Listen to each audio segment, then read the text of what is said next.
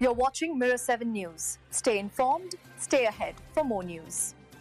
What a roller coaster it's been at this year's US Open. Friday turned into one of the most dramatic days of the tournament so far, with injuries, heartbreak, and history all unfolding across the courts in New York. The spotlight first fell on American star Ben Shelton, who came in as one of the top contenders and a genuine hope to end the United States' two-decade-long drought in men's Grand Slam titles. He was battling France's Adrian Mannarino in a tense third-round match that had fans glued to their seats. Shelton started strong, using his power game to build a 2-1 lead.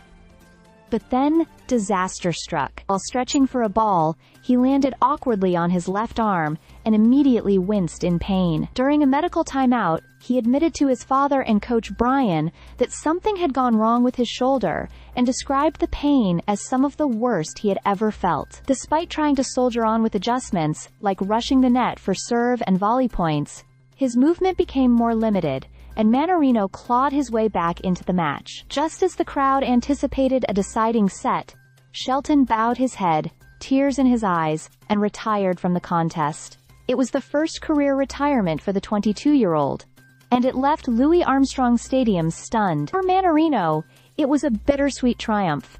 His first win over a top 10 player at a Grand Slam, and his first time advancing to the second week of the US Open. Not long after, more disappointment hit home fans. France's Tiafoe, seeded 17th, and previously a semi-finalist in New York, fell in straight sets to German qualifier Jan-Lennard Struff.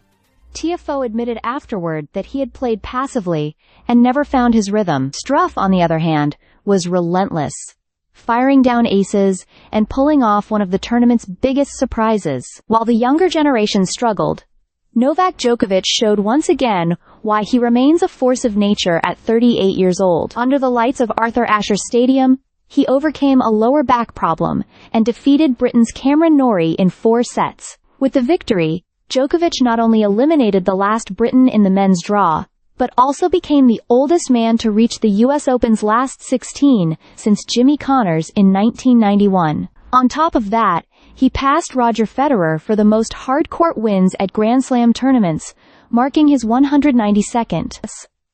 The Serb, eyeing a record 25th major title, smiled afterward and said he felt as young and strong as ever.